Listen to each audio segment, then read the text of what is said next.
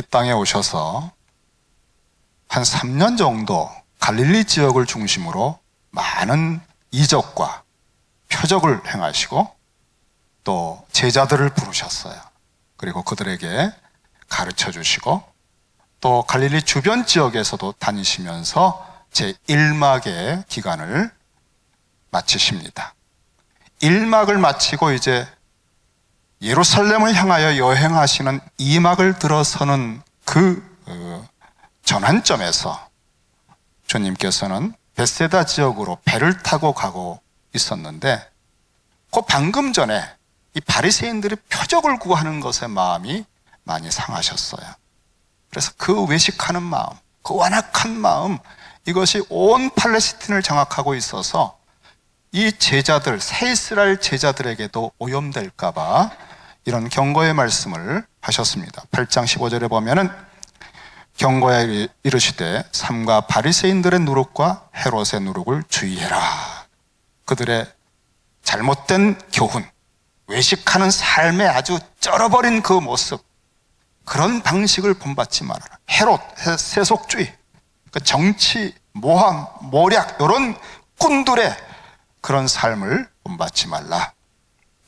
누룩이란 말은 떡에 넣어서 부풀리는 거잖아요. 그런데 이 제자들이 예수님의 이 간절한 마음을 이해를 못하고 그 얘기를 듣고는 야, 우리가 떡을 준비를 못했구나, 떡이 하나밖에 없네, 그 얘기를 하는 것을 주님 보시고요, 너무너무 탄식이 나온 거예요.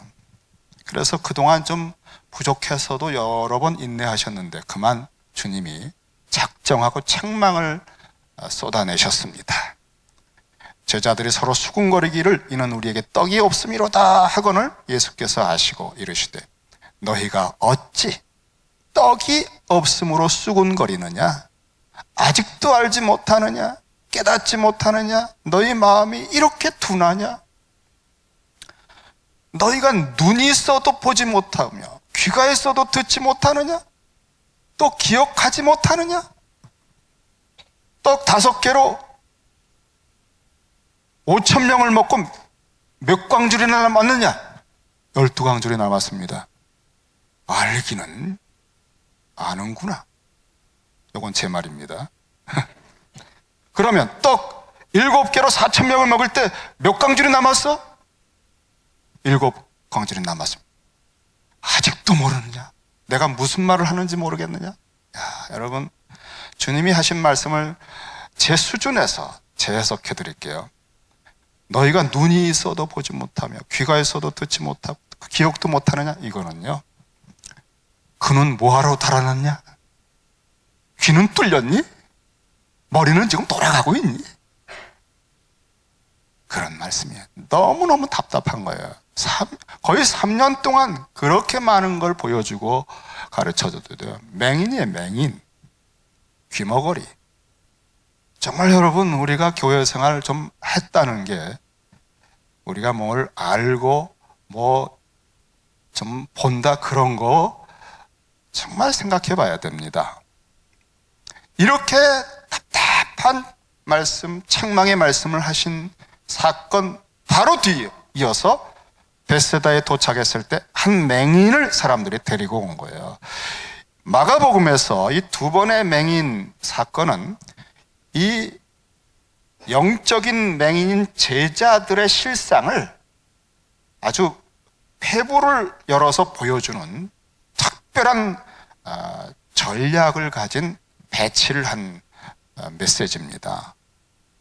이 벳세다 맹인을 데려왔는데 주님께서 그 사람을 데리고 손을 붙잡고 마을 밖으로 데리고 나가서 눈에 침을 뱉으시고요.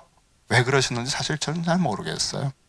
주석가들은 말하지만 아직은 다 모르겠어요. 그냥 꼭 필요해서 하셨을 것 같아요. 눈에 침을 뱉으시고 그에게 안수하시고 무엇이 보이느냐 그러셨어요. 안수를 해주셨습니다. 그때 그가 쳐다볼 때 사람들인 것 같은데 나무 같은 것들이 막 지나갑니다 그랬어요. 나무 같은 것들이 걸어갑니다. 여러분, 예수님이 안수했는데요, 완전하게 보이질 않는 거예요.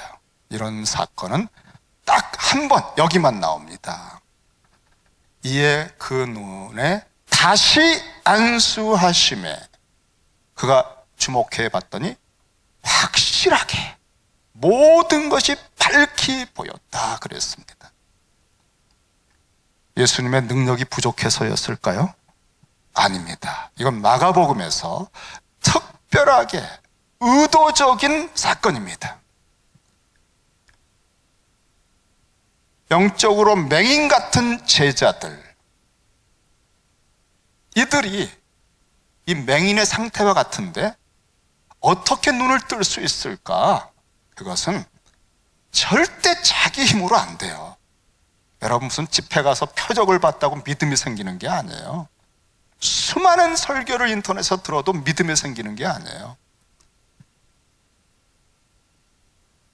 눈이 열리는 게 아니에요. 인격이 좋아서, 지식이 많아서 어떤 것으로도 영적인 눈은 뜰 수가 없습니다. 바로 요 사건, 요 맹인 2번 안수하는 사건 다음에 곧 이어서 전환점이죠. 예루살렘으로 올라가시는 이막이 열리는데 그 첫 번째 사건이 베드로의 신앙 고백입니다. 너희는 나를 누구라고 하느냐? 너희 눈에는 내가 무엇으로, 누구로 보이느냐? 이 질문 앞에 베드로가 눈을 껌뻑껌뻑 하더니 와! 당신은 그리스도이십니다 라고 했어요.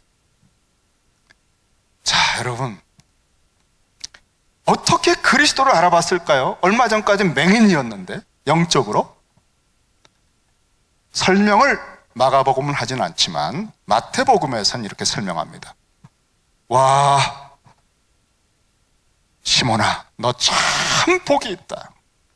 내가 나를 그리스도로 알아보고 내 눈에 내가 그리스도로 보여지는 것은 너 스스로 본 것이 아니다. 이것은 하늘에 계신 내 아버지가 알게 해준 것이다.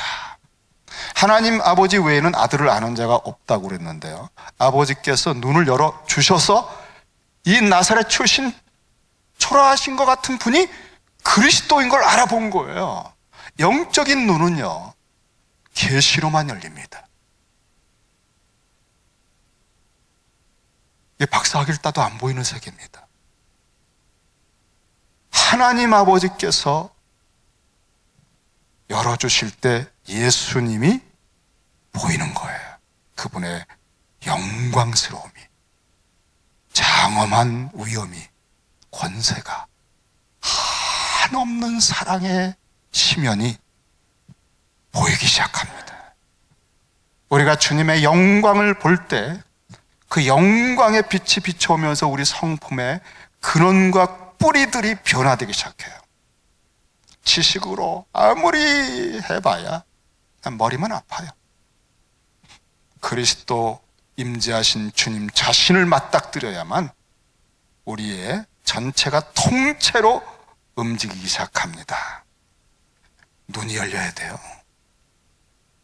그런데 이제 눈이 열려서 그리스도인 걸 알아보고 예루살렘으로 올라가는 여행 2막에 들어섰는데 한 몇 개월쯤 간 것 같아요, 2막이. 그런데 그 중에 시작부터 삐꺼덕거립니다. 왜냐하면 그리스도라고 알아본 다음에 예수님이 참 잘했다. 그러면 이제부터 내가 보통 사람들에게는 가르치지 않는 걸 너희들에게 특별히 가르쳐야 되겠다. 요 2막은요, 특별히 제자들에게 집중해서 제자도가 무언가를 가르치는 특별 훈련 기간이에요. 예루살렘으로 올라가면서 3번에 걸쳐서 예수님이 순환에 대한 예언을 하셔요. 내가 앞으로 예루살렘 올라가서 많은 고난을 받고 죽임을 당하고 사흘 만에 부활할 것이다 라고 하는 말씀을 3번을 반복합니다. 이건 다른 제자들의 무리들에게는 하지 않는 거예요. 그러니까 이 제자들에게 2막에서 집중하여 이 깊은 말씀을 하십니다. 근데 첫 번째가 그리스도라고 하는 고백을 듣고 이제 내가 죽임을 당하고 사흘 만에 부활한다고 하니까 이 베드로가요, 너무 놀라가지고 마치 예수님을 벽에다 밀어붙이듯이 꾸짖었다 그랬어요. 주님, 절대 그러시면 안 됩니다. 죽으시면 안 됩니다. 우리도 주님의 능력을 보고 따라왔고 헌신했는데 그런 말씀 하지 마시라고.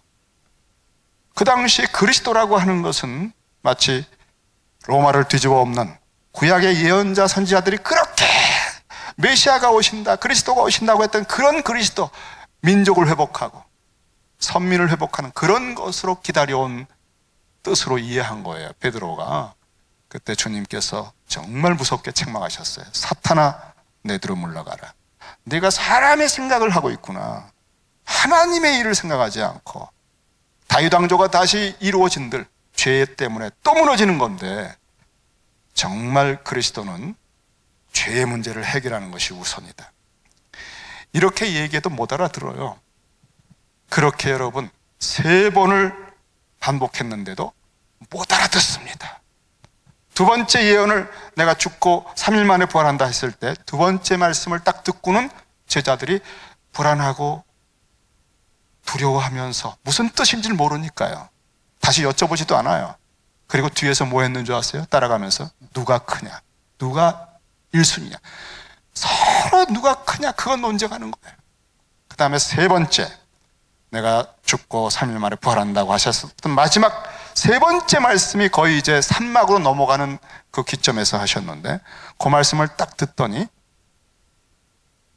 야고보와 요한이라고 하는 수제자죠. 베드로와 야고보, 요한, 그 두 형제가 딱 주님 앞에 와서, 주님, 이제 예루살렘에 올라가시는데 왕이 되셨을 때 영광 중에 저희를 좌편 우편에 앉혀주십시오 그랬어요.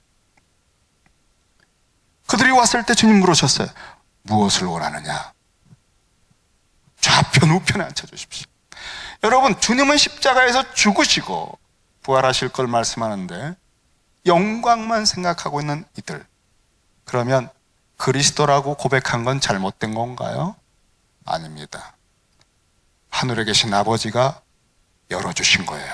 진짜 그리스도로 믿었어요. 그런데 이것은 눈이 열리긴 했는데 희끄무리하게 사람이 나무처럼 걸어가는 것처럼 보이는 첫 단계밖에는 열리지 않은 겁니다. 이 그리스도가 십자가의 시면에서부터 사망의 명줄을 끊고 부활하여 진정한 의미의 하나님 나라의 통치를 주시는 거기까지를 보는 눈은 열리질 않은 거예요. 그것은 두 번째 안수를 통해 활짝 열리듯이 부활의 말씀, 부활의 주님을 만나는 것을 통해서 이루어진다는 것입니다.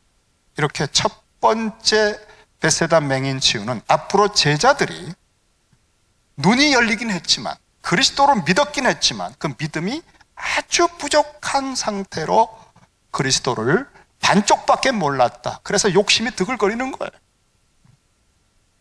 그렇게 3번씩 반복하며 가르쳐도 못 알아듣는 상태였는데, 그 야고보 요한의 어리석은 그 기도의 그 다음 장면에 여리고의 바디메오 소경 맹인 치유 사건이 나오는 거예요. 그 맹인 치유할 때 똑같이 주님이 묻습니다. 야고보와 요한에게 묻듯이 무엇을 원하느냐? 야고보와 요한은 주님의 좌편 우편을 원합니다 그랬는데, 이 바디메오가 보기를 원합니다 그랬어요. 이게 진짜 제자들이 갈망하고 기도했어야 되는 내용이라는 사실을, 그리고 제자들은 절대 스스로 그 눈을 뜰 수가 없고 오직 주님이 열어주신다는 사실을 이 제자도의 두 양쪽 전환점에 딱 깃대처럼 꽂아놓은 거예요.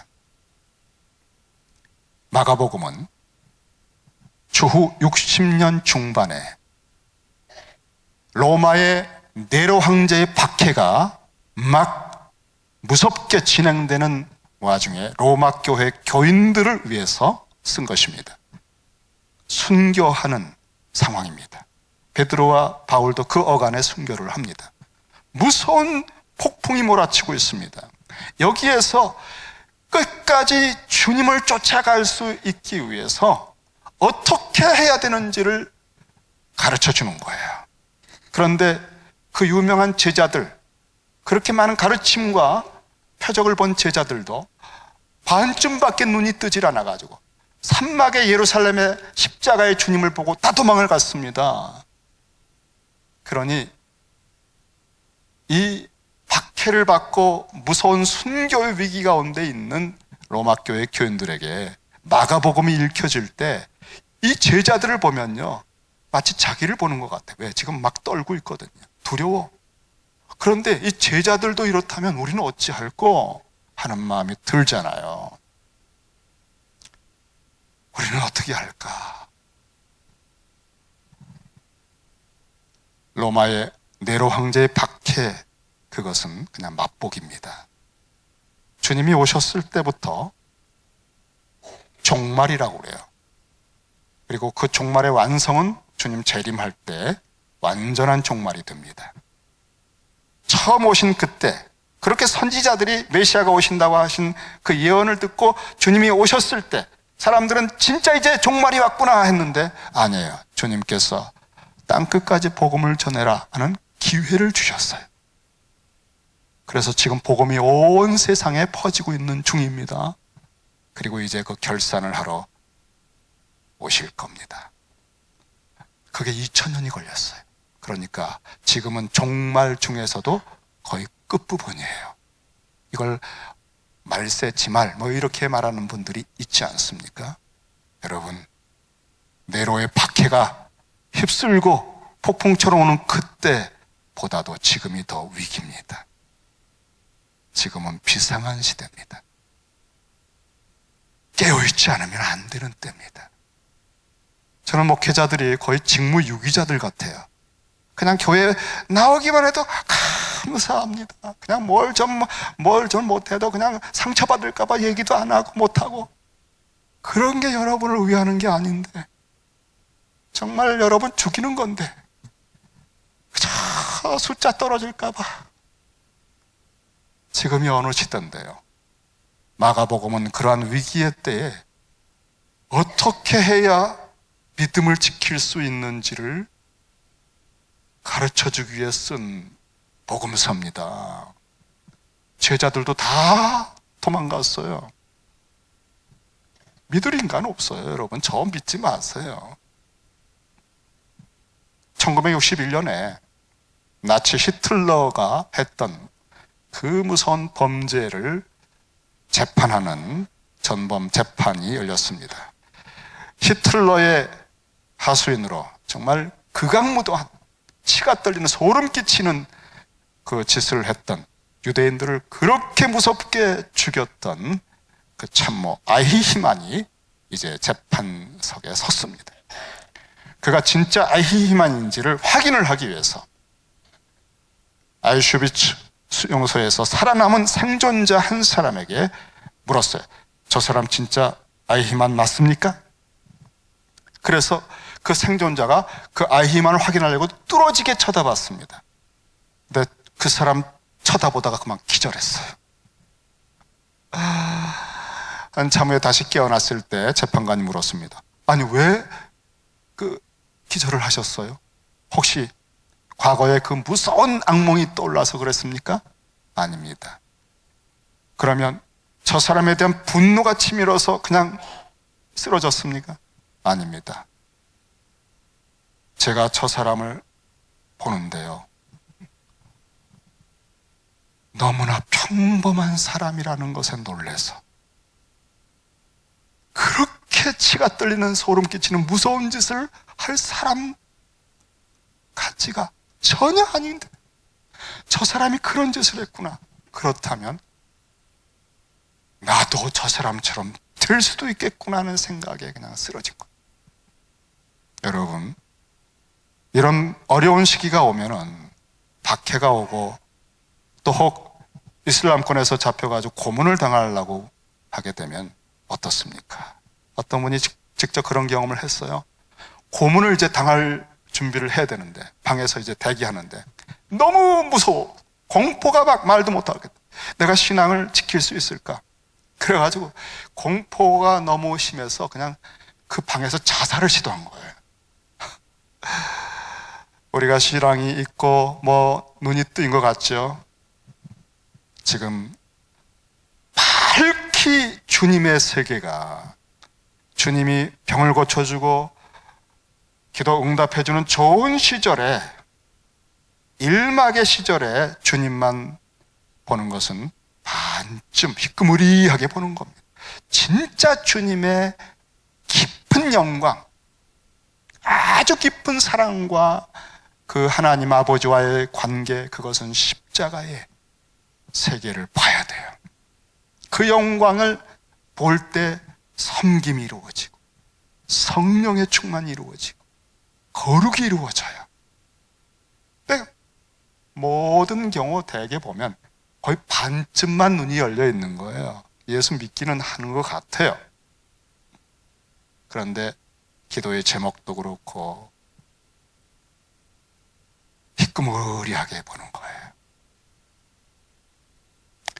주님께서 오늘 이 복음서를 통해 주신 소망은 그런 제자들을 책망하시면서도 한 번 안수해서 희끄무리하게 보는 그 제자를 포기하지 않으셨다는 거예요.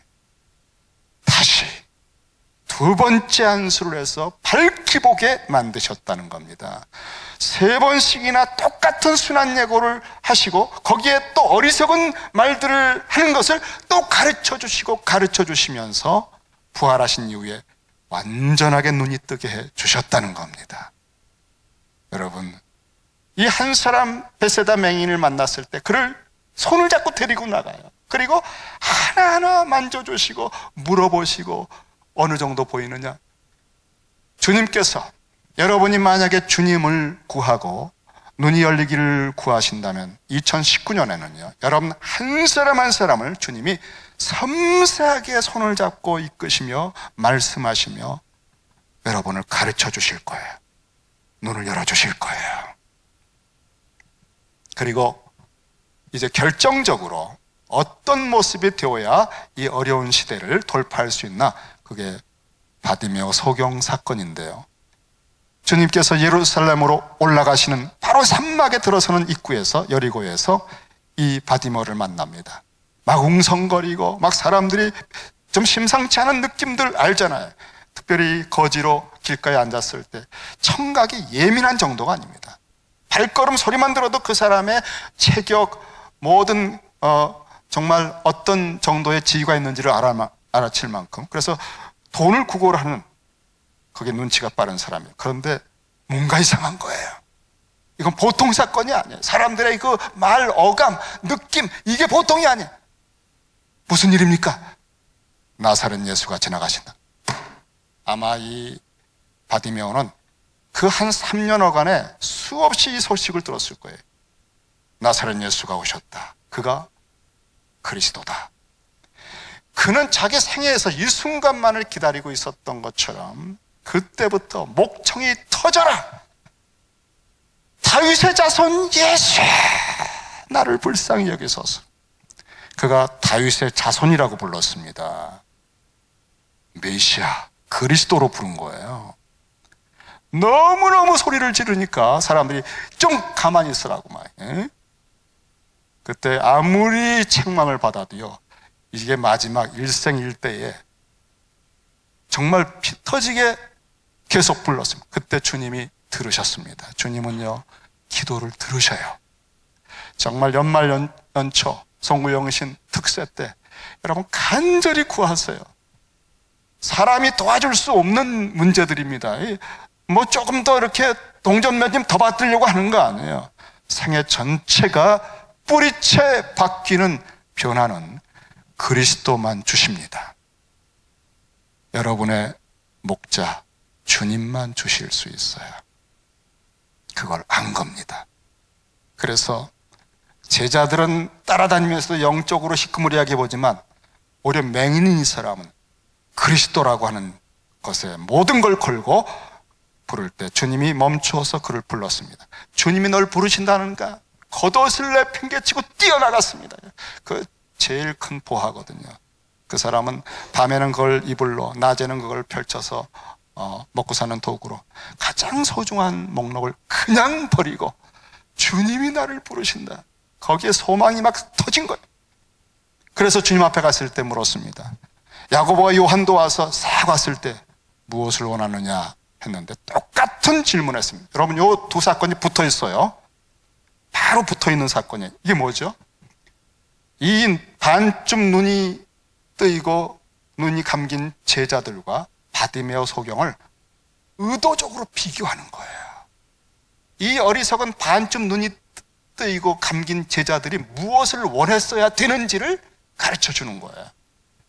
그리스도인 걸 알아봤지만 자꾸 죽으신다고, 그리고 부활하신다고 얘기하니까 불안하고 막 그런데도 욕심만 자꾸 내세웠는데, 그때 사실은 그들이 주님 자꾸 죽으시고 부활하신다고 하는데 저희들 불안해집니다.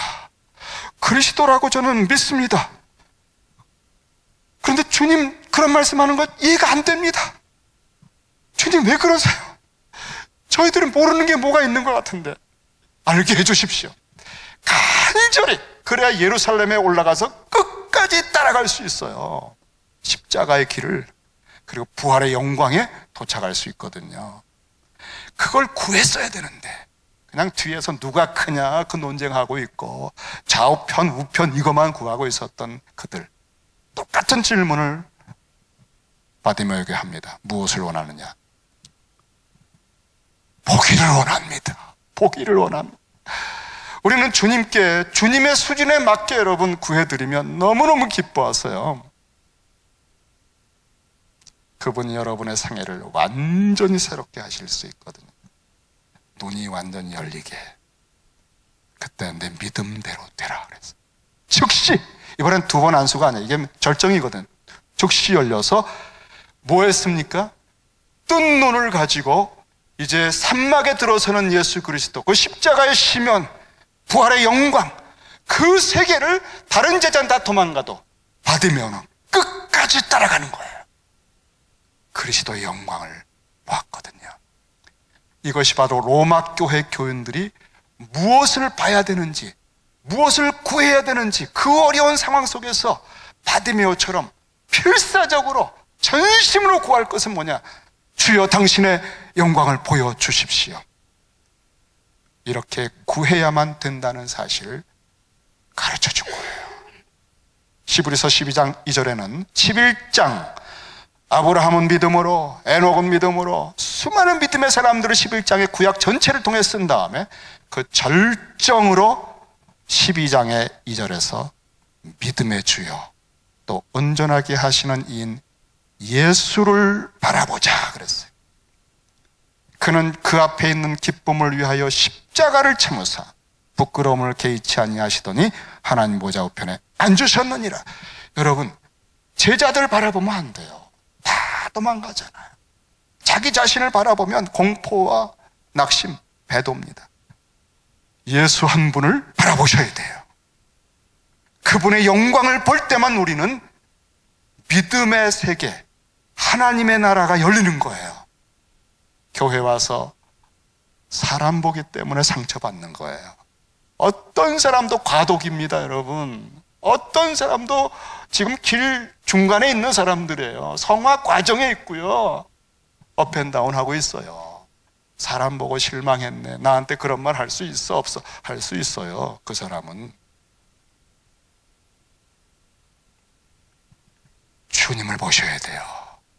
저는 여러분에게 2019년에 주님의 영광을 보는 교회에 들어서게 되기를 주 이름으로 축원합니다. 한 말씀만 더 하고 마칠게요. 제가 한국에 갈 때마다 책을 삽니다. 미국에서는 비싸가지고 작정하고 책을 사는데, 이번에 지난번에 갔을 때 책방에서 신간들을 쭉 보는데 눈에 탁 들어온 책이 있었어요. 그게 계속 떠올라가지고 가끔 그 책 제목을 제가 활용을 할 때가 있어요. 제목 경쟁이거든요. 요즘 책들은요, 출판이 제목 경쟁이에요. 첫눈에 띄어야 돼요. 근데 그 책의 제목이 이런 거예요. 귀찮으면 지는 거다. 못 들으셨어요? 귀찮으면 지는 거다. 그게요, 탁 들어오더라고요. 그 제목이 왜 들어왔는 거면, 제가 목회를 한 12년째 하잖아요. 목회는요, 귀찮은 것이 귀찮은 일들이 연속의 연속입니다. 이게 무슨 의미가 있나? 이거 또 시간 또 낭비다. 그런데 그거 귀찮아하면 지는 거예요. 그게 목회입니다. 그거를 딱 찍어준 거예요. 남은 세월 아무리 귀찮아도 성심껏 하자. 그걸 가르쳐 줬어요. 제가 그 책을 샀습니다. 그리고 피곤하고 힘들 때, 그냥 안 했으면 할 때 그걸 딱 떠올려. 귀찮으면 지는 거야, 이 목사. 아침마다 콰이어트 타임 하는 거 귀찮으시죠? 귀찮으면 지는 거예요. 성경 읽기, 기도하는 거 귀찮으시죠? 영적으로 지는 겁니다. 깨어서 기도해야 됩니다. 말씀에 겉만 보지 말고 진짜 성령이 주시는 눈이 열려서 봐야 돼요. 이제 남은 세월 얼마 안 됩니다. 그 일이 이제 열릴 겁니다. 기도하십시다.